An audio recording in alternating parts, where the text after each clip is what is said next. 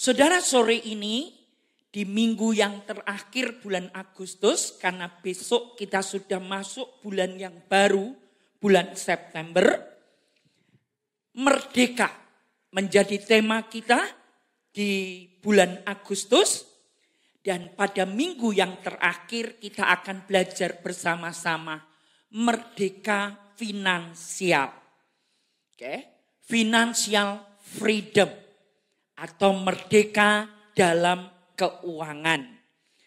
Bapak Ibu, saya yakin saudaraku yang kekasih, semua dari kita pengen mengalami hidup kita ini dari dimulai kebutuhan primer, kebutuhan pokok, kebutuhan yang penting dan mendesak, mau tidak mau mesti tersedia. Tuhan mencukupkan itu atas kita. Yang setuju lambaikan tangan, katakan amin. Oke. Kalau kebutuhan primer, kebutuhan pokok penting dan mendesak, dari sembako, dari beras, dari kebutuhan membayar listrik, membayar air, membayar anak-anak sekolah, kuliah, bahkan kebutuhan-kebutuhan yang lain harian, mingguan atau bulanan belum terpenuhi, sebenarnya kita belum mengalami tema ini, merdeka finansial. Oke. Kalau kebutuhan primer kita sudah terpenuhi, lalu kebutuhan sekunder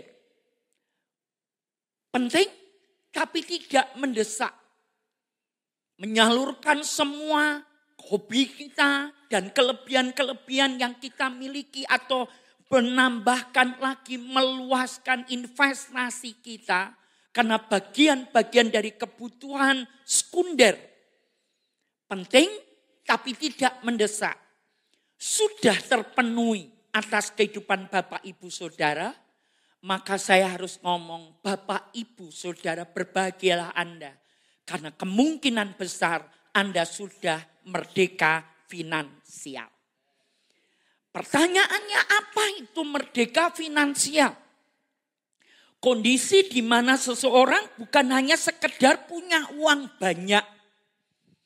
Karena jujur kita ketemu kelompok-kelompok masyarakat punya uang, punya harta. Tapi nggak bisa menikmati hidup, nggak bisa mengelola dengan baik. Walaupun punya harta, tapi terikat dengan apa yang disebut utang piutang terus menerus. Beberapa di kelompok yang lain berkata bahwa bekerja demi uang. Bekerja demi uang supaya mendapat uang. Pelayanan demi uang. Mengerjakan pekerjaan apapun demi uang. Artinya Bapak Ibu Saudara, sebenarnya kita belum bebas finansial.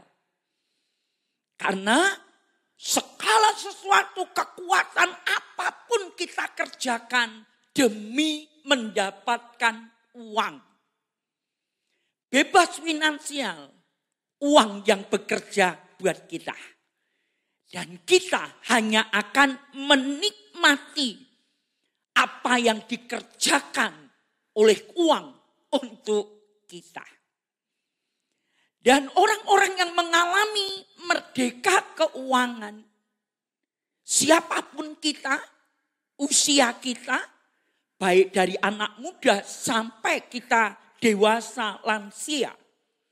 Orang-orang yang mengalami bebas keuangan, freedom finansial, percaya satu, hidupnya jauh lebih tenang.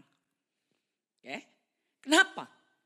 Gak mikir mau butuh apa, besok makan apa, bagaimana biaya anak sekolah, bagaimana biaya di depan dalam kehidupan kita.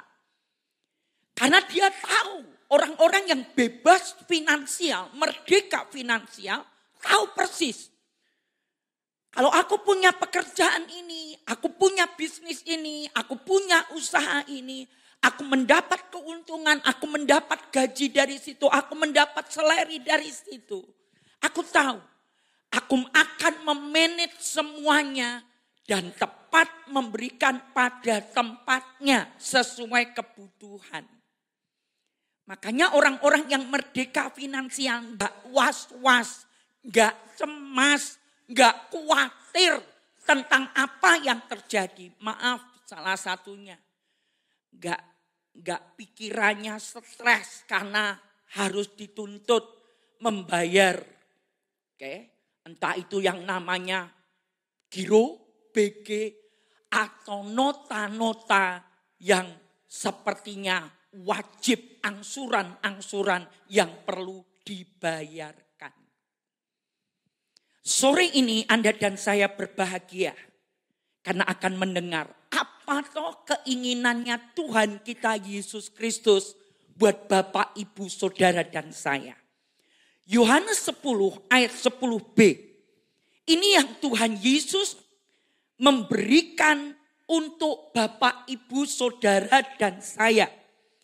Aku datang supaya mereka, setiap orang yang percaya kepadaku mempunyai hidup dan mempunyainya dalam segala kelimpahan.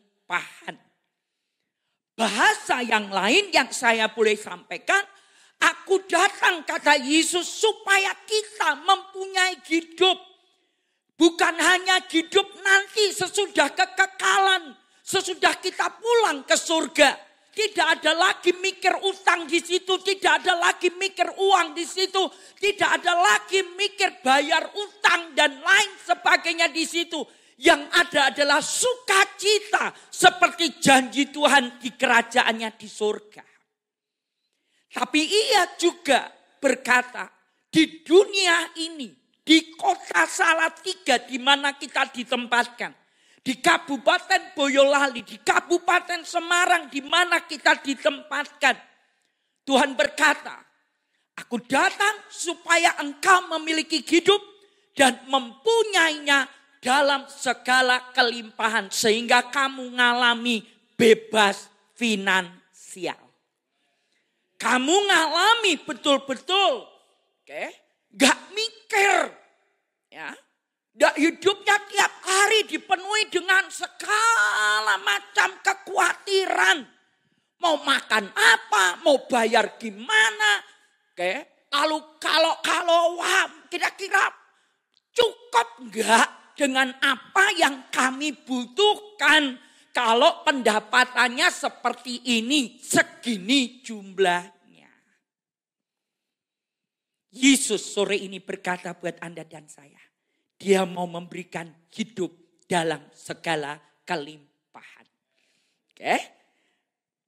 Benarkah seperti itu? Mengapa Yesus lakukan itu? Yesus ownernya bumi, dunia dan segala isinya. Karena dalam kitab Kejadian pasal 1, Tuhan Yesus berkata, Dia bersama Bapa dan Roh Allah. Bumi belum berbentuk. Dan Trinitas, Tritunggal Allah kita itu menciptakan dunia dan segala isinya. Mari katakan, Tuhan saya itu kaya raya.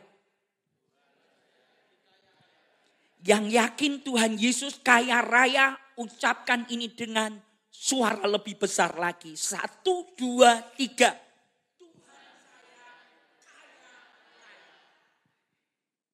Amin. Dia pemilik loh. Mau gugusan Bima Sakti, mau apapun yang ada, dia pemiliknya. Karena dia yang menciptakannya. Dan ia yang kaya. 2 Korintus pasal 8 ayat 9. Dalam terjemahan bahasa Indonesia masa kini. Sebab kalian mengetahui betul bahwa kita sangat dikasihi oleh Yesus Kristus Tuhan kita. Ia kaya. Tetapi ia membuat dirinya menjadi miskin untuk kepentinganmu. Ia rela lahir di kandang Bethlehem. Ia rela meninggalkan tahtanya, kemuliaannya yang kita tahu. Beberapa bulan lalu saya menyampaikan khotbah tentang surga dan segala isinya. Di mana dia duduk dan dipuja-puja sampai saat ini oleh kita pun juga dalam ibadah sore ini. Tapi dia rela meninggalkan itu semua. Dia rela menjadi miskin. 2 Korintus 8 ayat 9. Dengan tujuan apa? Mari perhatikan. Supaya dengan kemiskinannya itu kalian menjadi kaya. Supaya dengan kemiskinan Yesus Kristus itu Bapak, Ibu, Saudara dan saya menjadi kaya. Gak ada yang mengaminkan tentang hal ini. Makanya saya harus ngomong ini. Sore ini siapapun kita. Tuhan itu pengen, Yesus itu pengen Bapak, Ibu dan saya mengalami hidup dalam segala kelimpahan. Dia pengen Bapak, Ibu dan saya betul-betul mengalami apa? Dulu kita miskin. Minggu lalu kita dengar khotbah baik dari Pak Yoyo maupun sore pagi dari Pak Dani. Sampaikan, merdeka dari mental miskin. Dari keinginan untuk hidup terus terkungkung miskin. Sekali lagi jangan punya mimpi Anda dan saya jadi miskin. Karena Tuhan kita ini pengen supaya semua kita anak-anaknya hidup dalam segala kelimpahan. Anak cucu keturunan orang benar. Seperti pemazmur berkata, tidak akan menjadi peminta-minta. Hidupnya anak cucu orang benar akan diberkati oleh Tuhan. Mari senggol orang di kanan kirimu. Tuhan tuh enggak pengen kamu miskin, melarat, susah. Yuk ngomong ke kanan kirinya. Tuhan tuh enggak pengen kamu kayak begitu. Tuhan pengen semua kita memiliki hidup menjadi kaya. Diberkati oleh Tuhan. Makanya seperti yang diungkap di Galatia 3 ayat 29. Setiap orang yang percaya kepada Yesus Kristus diberi hak untuk memperoleh janji Allah kepada Bapak Abraham. Ini gak hanya berlaku buat keturunan Abraham fisik, Iskak. Anaknya Iskak. Kemudian lahirlah Yakub. 12 Israel sampai hari ini. Bangsa pilihan Tuhan Israel. Yang mereka memanggil Abraham. Karena mereka tahu itu leluhur mereka. Bukan hanya keturunan Ismail. Saudara-saudara kita Muslim. Yang mereka percaya Bapak Ibrahim itu memperoleh warisan. Memperoleh janji tentang berkat Ibrahim. Galatia 3 ayat 29. Kalau hari ini Anda baru pertama kali dengar. Lalu mungkin selama ini menjadi orang Kristen. Berkata memang nasibku koyok ngene. Dengar khotbah minggu lalu. Dijelaskan bagaimana keluar dari mental miskin. Bagaimana keluar dari bebas merdeka dari kemiskinan. Mungkin kita ngomong. Itu kan berlaku hanya orang itu. Itu kan hanya berlaku untuk orang itu. Nek aku tetap jadi orang miskin, orang susah, orang melarat. Dengar ini. Sore ini kembali Galatia 3 ayat 29. Dan jikalau kamu adalah milik Kristus. Siapapun yang hadir sore ini. Engkau milik Kristus. maka kamu juga adalah keturunan Abraham dan berhak menerima janji Allah. Kamu dan saya berhak. Saya sedang mengutip ayat ini. Tapi saya tahu ayat ini seperti firman Allah berkata, aku perkatakan, Bapak, Ibu, Saudara perkatakan dan Anda yakin dengan apa yang Anda katakan sesuai firman Allah. Maka firman Allah akan tergenapi buat kehidupan kita. Oke? Kamu oleh imanmu kepada Kristus, milik Kristus, maka kamu juga adalah keturunan Abraham dan berhak menerima janji Allah.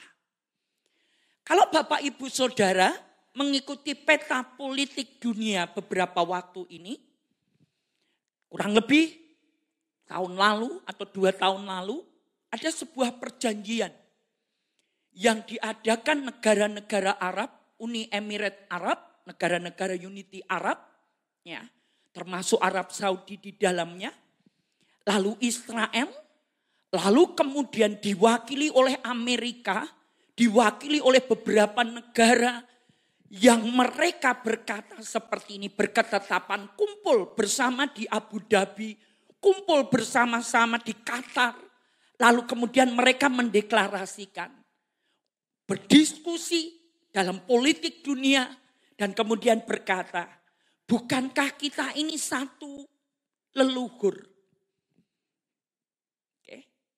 Yang saudara-saudara keturunan Ismail, bagaimanapun bapaknya Ismail itu Ibrahim. Lalu bagi orang-orang Kristen kami kenal nama itu Abraham. Oleh iman kepada Yesus. Kami sama seperti kamu, orang-orang keturunannya Ismail. Termasuk kamu, bangsa pilihan, keturunannya Ishak. Karena bapaknya Ishak itu adalah Abraham. Lalu kemudian terjadilah kesepakatan Bapak Ibu. Dan itu berdampak pada perang Israel-Iran yang belum lama berselang. Kenapa negara Uni Emirat Arab, negara-negara di Jazirah Arab nggak mau ikut cawe-cawe antara peperangan Israel melawan Iran? Karena mereka berkata, Israel itu saudara kami.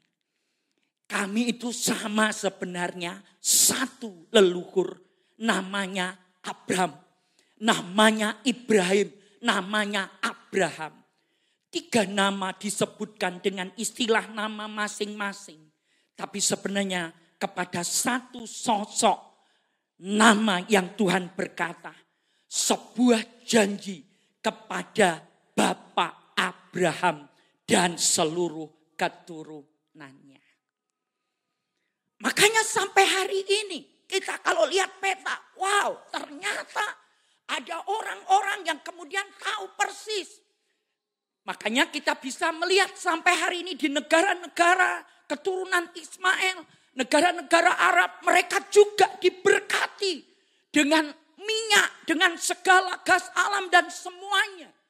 Israel keturunan Ishak diberkati. Dan sore ini berbahagialah Anda dan saya. Oleh iman kepada Yesus, Anda dan saya juga berhak untuk menerima berkat warisan ini. Untuk diberkati. Wujud janji berkat itu apa? Kejadian 17 ayat 5. Karena itu namamu bukan lagi Abram, melainkan Abraham. Karena engkau telah kutetapkan menjadi bapa sejumlah besar bangsa. Kamu akan menjadi bangsa yang besar. Kamu akan menjadi bapak bagi banyak bangsa. Dan sudah terwujud. Sudah tergenapi. Yang lainnya apa? Janji Allah kepada Bapak Abraham. Kejadian 12 ayat 2 sampai ayat yang ketiga. Ini yang Alkitab katakan. Aku akan membuat engkau menjadi bangsa yang besar. dan memberkati engkau serta membuat namamu masyhur. Dan engkau akan menjadi berkat. Yang pernah naik ke Gunung Sinai di Mesir ngerti persis. Di puncak Gunung Sinai tempat Musa berhadapan dengan Tuhan. Hari ini terjaga dengan baik 3 bangunan di atas puncak Gunung Sinai. Yang satu sinagog, yang satu masjid, dan satu gereja. Dari situ, di atas Gunung Sinai, di ketinggian, tempat Allah menyampaikan tulisannya 10 hukum Taurat.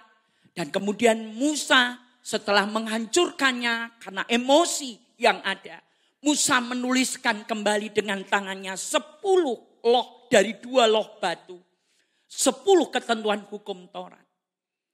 Dan 3 bangunan yang ada sampai hari ini mempercayai satu hal.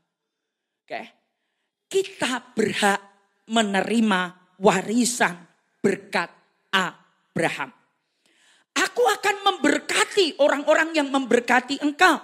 Dan mengutuk orang-orang yang mengutuk engkau.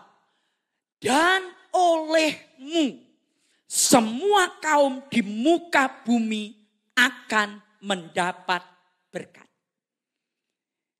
Allah berjanji kepada Bapak Abraham dan keturunannya. Dan Yesus berkata, kamu berhak. Lewat Rasul Paulus yang menuliskan dalam surat Galatia. Oleh imanmu, karena kamu milik Kristus, berhak menerima warisan janji Abraham itu atas hidupmu. Diberkati untuk menjadi berkat. Mari katakan bersama saya, diberkati untuk menjadi berkat.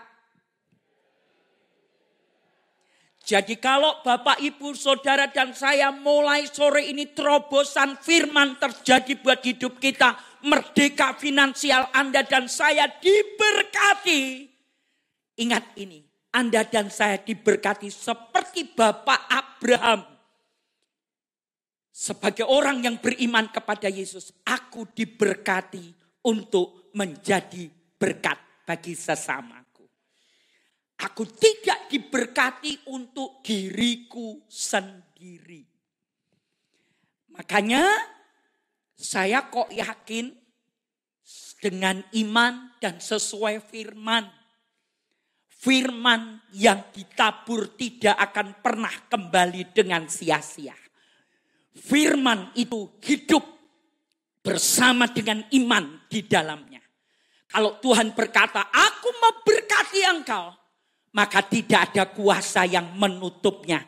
Pasti berkat itu akan turun ke atas kita. Lihat sekarang berkat Abraham itu apa?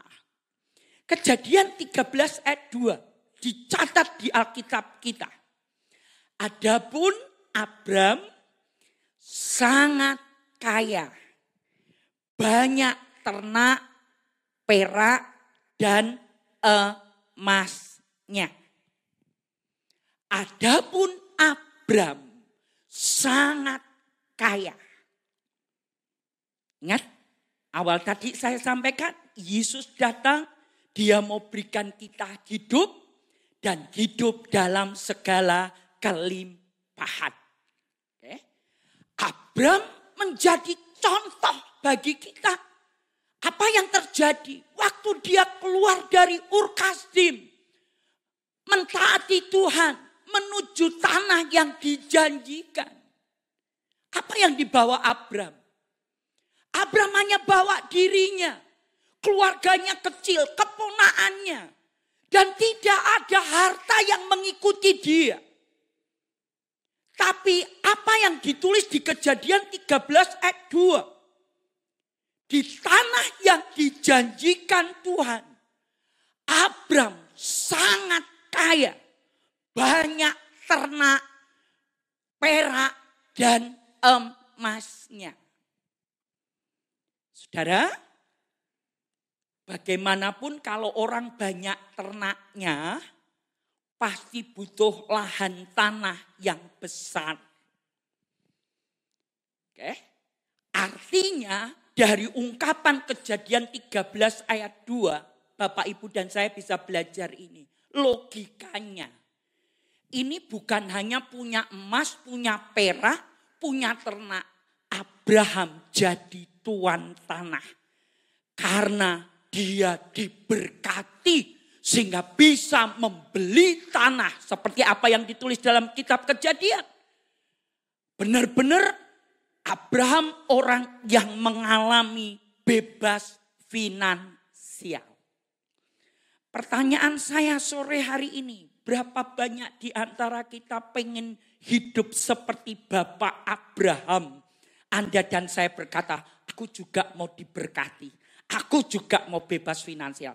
Angkat tanganmu dan lambaikan tanganmu. Itu saya. Itu saya. Oke. Wah, 85%. Karena ada 15% orang yang tidak mengangkat tangan. Ya. Jadilah sesuai dengan iman dan percaya kita masing-masing. Kalau saya angkat tangan. Karena saya tahu Yesus sedang mau membawa kita ke terobosan finansial dalam kehidupan kita. Oke? Nah, mari sekarang kita belajar lagi dari Bapak Abraham. Kenapa Bapak Abraham sampai diberkati sedemikian rupa? Apa yang kita bisa pelajari dari seorang Abraham? Bapak dari banyak bangsa. Dari Ismail, dari Ishak, turunannya. Dari kita orang yang percaya kepada Yesus Kristus, kekristenan. Bagaimana bisa Bapak Abraham diberkati? Dan ditulis di Alkitab banyak. Oke? Ternaknya, emas dan peraknya. Wow, luar biasa. Mari kita lihat. Ada dua hal yang saya mau bagikan sesuai dengan apa yang Roh Kudus arahkan untuk sore ini. Dua-duanya tentang ketaatan. Dan ketaatan memberi. Apakah betul seperti itu? Kejadian 14 ayat 20. Mari simak. Ketika Abraham pulang dari peperangan mengalahkan bangsa-bangsa yang ada di Kanaan. Dan mengambil rampasan, jarahan. Dan dia menjadi orang yang menduduki wilayah itu. Kejadian 14 ayat 20. Dan terpujilah Allah yang maha tinggi. Yang telah menyerahkan musuhmu ke tanganmu. Siapa yang berkata kepada Abraham saat itu? Imam Melkisedek. Imam besar Melkisedek. Lalu Abraham memberikan kepadanya 1/10 dari semuanya. Hal yang pertama yang kita bisa pelajari. Kunci Abraham diberkati bebas finansial itu seperti apa? Abraham memberi contoh buat kita semua hari ini. Tentang ketaatannya memberikan persepuluhan milik Tuhan. Bapak Abraham melakukannya. Dasarnya apa? Dia melakukannya 1/10 dari semuanya. Dari apa yang Bapak Abraham dapatkan. Dari jarahan dan lain sebagainya. Seperti kita tahu dalam perjanjian lama Maleakhi 3 ayat 10 berbicara tentang hal ini. Bawalah seluruh persembahan persepuluhan itu ke dalam rumah perbendaharaan. Supaya ada persediaan makanan di rumahku. Dan ujilah aku, firman Tuhan semesta alam. Apakah aku tidak membukakan bagimu tingkap-tingkap langit dan mencurahkan berkat kepadamu sampai berkelimpahan. Kenapa Abraham mengembalikan 1/10? Dan ditulis di Alkitab kita. Tunggu dulu. ibu gembala. Itu kan di perjanjian lama. Bagaimana Alkitab perjanjian baru? Apakah hal ini juga diungkap? Mari buka dalam Ibrani 7 ayat 4. Kitab Ibrani ditulis di perjanjian baru. Camkanlah betapa besarnya orang itu.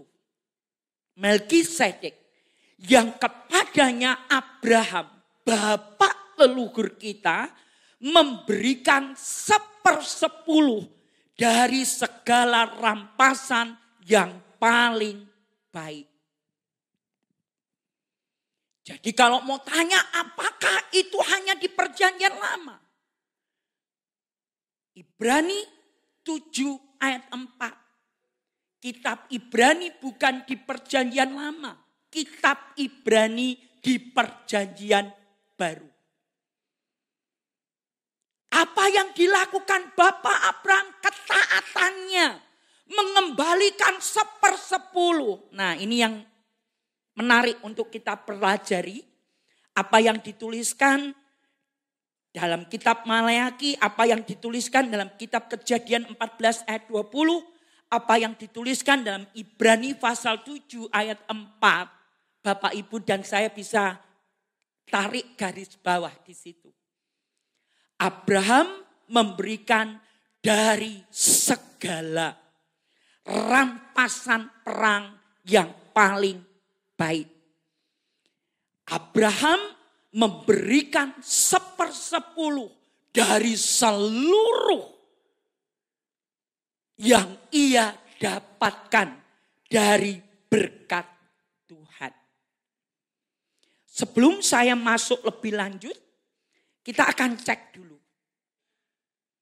Apa kata Tuhan Yesus tentang perpuluhan?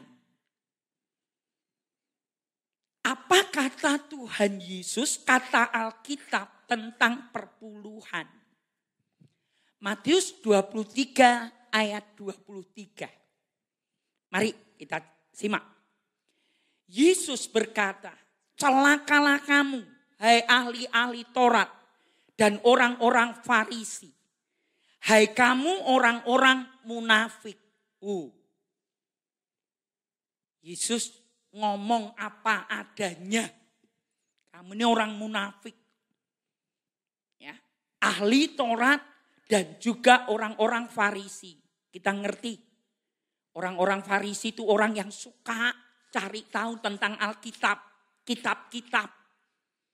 Dan mempelajarinya dengan tekun. Tahu tentang isi Alkitab. Ahli-ahli Taurat juga sama seperti orang-orang Farisi. Tapi kenapa Yesus berkata, kalian ini orang-orang munafik. Tahu tok. Sebab persepuluhan dari selasih, adas manis, dan jintan kamu bayar. Sekali lagi, seluruh dari berkat yang ada kamu bayar. Tapi yang terpenting dalam hukum Taurat kamu abaikan. Yaitu keadilan dan belas kasihan dan kesetiaan. Kalimat terakhir. Mari baca bersama-sama dengan saya. Di ayat ini. 1, 2, 3. Yang satu harus dilakukan. Dan yang lain jangan diabaikan. Tuhan menegur orang-orang Farisi dan ahli Taurat. Kamu bayar perpuluhan. Bahkan dari seluruh, dari jelai, berkat dari jelai, berkat juga dari adas manis, berkat dari jintan. Kamu membayarkan perpuluhan itu. Dan aku tahu tentang hal itu. Tapi kamu melalaikan bagian yang lain. Nanti kita belajar dari Bapak Abraham. Apa yang tidak dilalaikan oleh Bapak Abraham. Bagian kedua kita akan pelajari dari Bapak Abraham. Yang satu harus dilakukan. Kata harus itu berkata apa? Tidak boleh tidak. Tidak ada kata tawar menawar. Tidak ada kata tawar-menawar kalau Tuhan berkata harus. Dan yang lain jangan diabaikan. Perpuluhan harus dilakukan, bukan ditiadakan. Sama halnya belas kasihan, keadilan harus dilakukan. Jangan diabaikan juga. Itu kata Yesus. Di perjanjian baru tentang perpuluhan. Oke? Yesus pun berbicara tentang hal ini. Makanya apa yang dilakukan Bapak Abraham.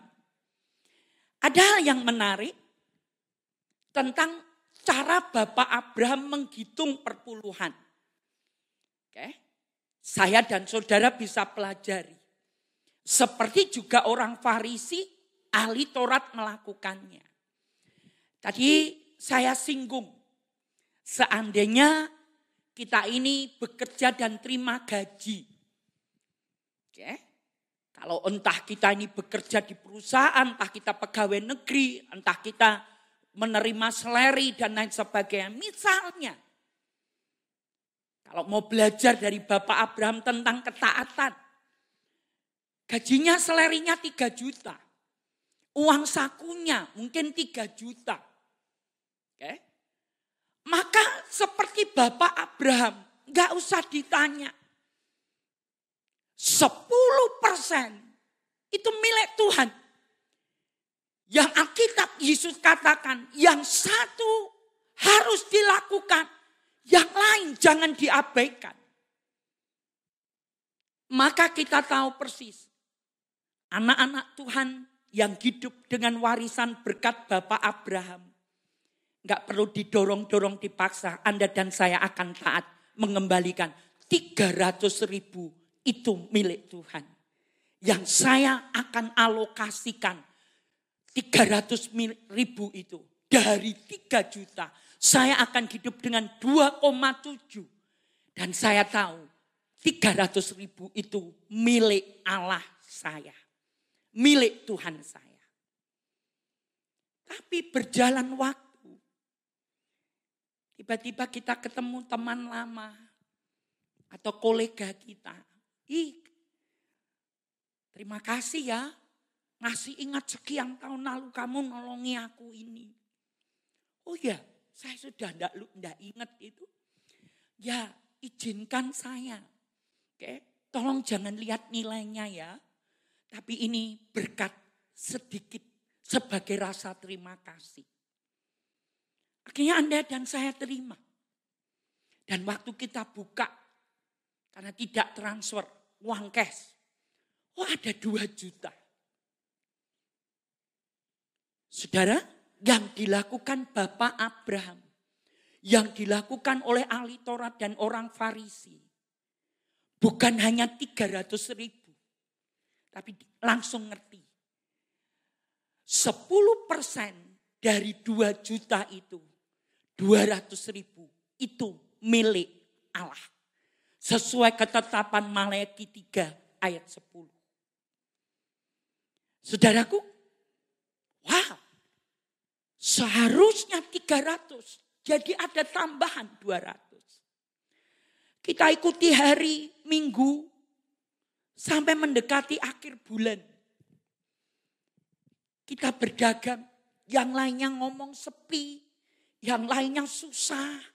Oke. Ekonomi lagi tidak baik-baik saja, betul. Tapi sekali lagi, Tuhan akan buat perbedaan bagi orang yang mengandalkan Tuhan. Yang menaruh harapannya kepada Tuhan. Tahu-tahu yang lain sepi, kita jual. Loh kok laku 400.000? Wah, puji Tuhan. Yang lain bilang gak laku. Tapi Tuhan bisa buat itu. Daganganku laku. Dan aku mendapat keuntungan di dalamnya. Maka anak-anak Abraham oleh iman kepada Yesus. Bapak, Ibu dan saya. Pasti langsung bertindak ini. Oke. Terima kasih untuk 400.000 keuntungan. Dan aku tahu 10%, 40.000 rupiah itu miliknya Tuhan. Aku akan hidup dengan bersyukur dengan 360.000. Itu cara Bapak Abraham memberi contoh buat kita ngitung miliknya Tuhan perpuluhan.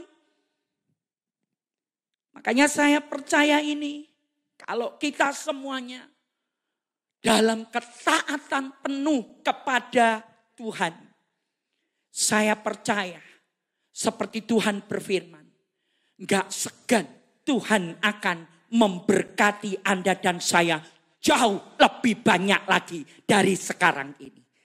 Jauh lebih besar, jauh lebih luas dari sekarang ini. Yang percaya katakan amin. Makanya yang dibutuhkan dalam hal perpuluhan itu hanya ketaatan. Hanya bicara mengenai ketaatan. Mau taat dengan menghitung dengan benar. Memberikan yang menjadi hak Tuhan dengan benar, dengan ketepatan. Makanya jangan heran Tuhan akan berkata seperti ini. Rasanya kalau aku enggak berkati Abraham lebih lagi. Sesuatu sepertinya ada yang kurang. Dan kiranya itu terjadi buat kita jemaat JKI Keluarga Kerajaan. Kalau Tuhan enggak berkati Anda dan saya dalam ketaatannya. Tuhan berkata sepertinya ada yang kurang. Yang aku tidak lakukan. Aku harus berkati jemaat JKI Keluarga Kerajaan. Karena ketaatan kita kepada Tuhan. Katakan amin. Katakan amin. Ibu Gembala, ini situasi nggak mudah loh. Ibu Gembala kok khotbah tentang ini. Bapak Ibu izinkan saya ngomong. Sebelum hari ini saya menyampaikan khotbah ini. Saya cukup bergumul. Apalagi beberapa hari ini dengan apa yang terjadi demo-demo, kekecewaan terhadap apa yang terjadi di gedung DPR MPR. Saya berkata Tuhan kok rasanya enggak tepat ya. Tapi ada satu jadwal yang kita tahu Tuhan juga mau benar-benar kita semua ngalami bebas finansial. Dan saya bilang, Nek disuruh ganti walaupun Pak Pendeta Albert sudah siapkan semua PPT.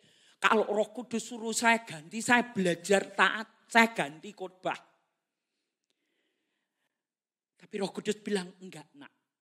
Sampaikan agar jemaat ini menerima dengan utuh, merdeka. Termasuk merdeka finansial dalam hidup mereka. Karena kunci seperti Bapak Abraham hanya butuh ketaatan. Bertindak dalam ketaatan. Apa yang jadi hak Tuhan. Seluruh milik Tuhan. Dari seluruh berkat yang ada. Itu yang ku kembalikan. Dan buat Tuhan. Apa yang Roh Kudus ngomong beberapa hari ini. Aku akan membuat. Aku di kerajaanku gak tahan untuk tidak memberkati engkau dan seluruh jemaat JKI Keluarga Kerajaan. Agar betul-betul mengalami bebas finansial. Bapak Ibu, doa saya. Kita semua yang mengerti firman ini akan dibawa terobosan merdeka keuangan kita. Mengalami betul-betul bebas finansial. Terakhir, apa yang kita bisa pelajari dari Bapak Abraham? Seperti Yesus katakan, hei perpuluhan dari adas manis, dari jelai, dari semuanya kamu bayarkan. Tapi jangan abaikan keadilan. Jangan abaikan juga kemurahan. Ternyata Bapak Abraham memiliki itu dan menghidupi itu. Apa yang dilakukan Bapak Abraham? Dalam Kejadian 18 ayat 5 sampai 8. Kita akan belajar seorang pribadi Abraham yang hidupnya suka berbagi. Biarlah ku ambil sepotong roti supaya tuan-tuan segar kembali. Abraham mengucapkan ini kepada tamu-tamu yang tidak dia kenal. Bukan kerabat. Gak ada hubungan keluarga darah daging. Dia tahu ada 3 orang. Dan kelihatan mereka capek, lelah, kelaparan. Lalu Abraham berkata, Tuhan, biarkan ku ambil sepotong roti supaya tuan-tuan segar kembali. Kemudian bolehlah tuan-tuan meneruskan perjalanannya. Sebab tuan-tuan telah datang ke tempat hambamu ini. Jawab mereka, perbuatlah seperti yang kau katakan itu. Lalu Abraham segera pergi ke kemah mendapatkan Sarah serta berkata, Segeralah, ayo cepat. Ambil 3 sukat tepung yang terbaik. Remaslah itu dan buatlah roti bundar. Lalu berlarilah Abraham kepada lembu sapinya. Ia mengambil seekor anak lembu yang empuk dan baik dagingnya dan memberikannya kepada seorang bujangnya. Lalu orang ini segera mengolahnya. Kemudian diambilnya dadi dan susu serta anak lembu yang telah diolah itu. Lalu dihidangkannya di depan orang-orang itu. Dan ia berdiri di dekat mereka di bawah pohon itu. Sedang mereka makan. Ada 2 kata yang digaris warna kuning. Dan itu ditulis di Alkitab. Segera. Oke. Berlarilah Abraham. Saudara, tidak akan bisa terjadi kalau Bapak Abraham tidak punya perilaku, sikap, karakter yang suka berbagi. Lah kok enak? Kowe sapa ora tak kenal, gak ada hubungan darah daging dengan aku.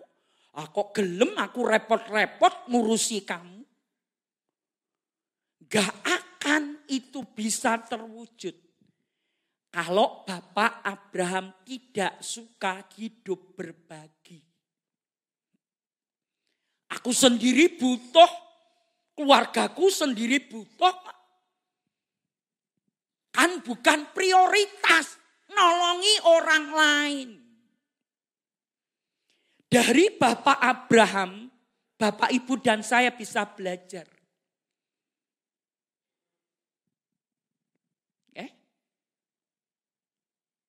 Yang perlu ditumbuhkan di antara kita anak-anak Abraham. Kepekaan sosial.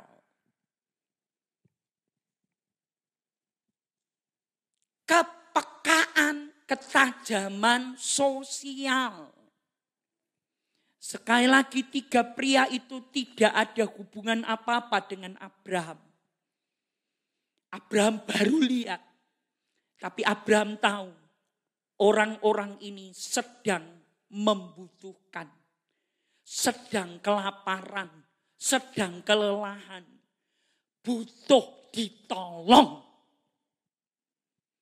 Kepekaan sosial akan terbentuk dalam hidup anak-anak Bapak Abraham, keturunan Abraham, dengan hidup suka berbagi. Tadi pagi ada tamu-tamu yang sudah beberapa minggu ini akhirnya baru hari ini bisa terwujud ketemu. Karena minggu lalu saya di luar kota, pelayanan di luar kota. Dan kami bertemu cukup lama di kantor Bapak Gembala, saudara-saudara. Oke, saya tidak kenal mereka. Dan mereka ikut ibadah kita tadi pagi dan menyampaikan, Ibu Moy, Saya bersyukur saya bisa dengar khotbah hari ini tentang freedom finansial, kebebasan keuangan finansial. Banyak hal yang saya dapat meneguhkan kami. Dan mereka masing-masing 5 orang dewasa sharing tentang apa yang didapat. Saya dengar, oke, puji Tuhan. Lalu ada poin ini, itu benar.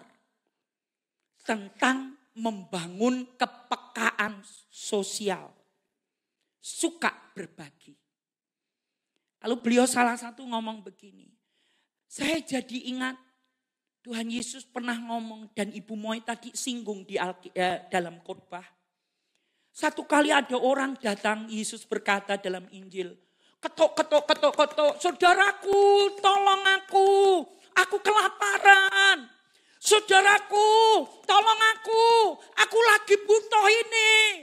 Saudaraku tolong aku. Yang di dalam rumah,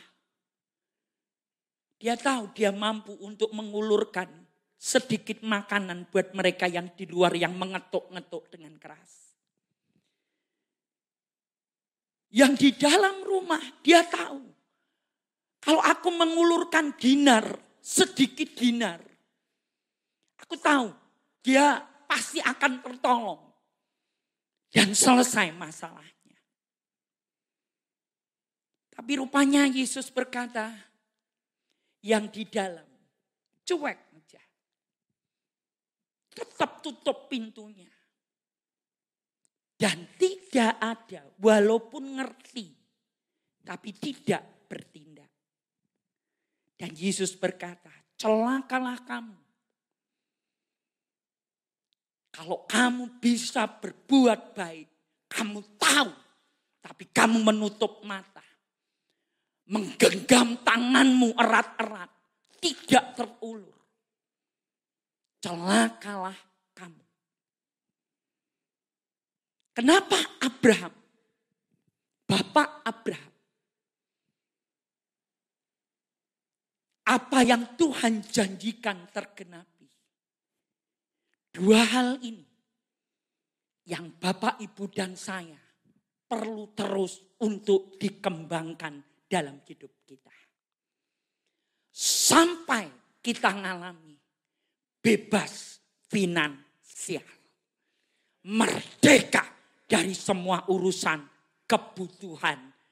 Dari mulai primer, sekunder, sampai tersier. Karena kita dapati, kita diberkati oleh Tuhan. Katakan amin untuk hal ini. Mari kita berdoa untuk firman Tuhan sore ini. Dan kiranya kita semuanya adalah orang-orang yang akan mewarisi janji Abraham untuk kita yang percaya kepada Yesus Kristus. Mari berdiri bersama-sama.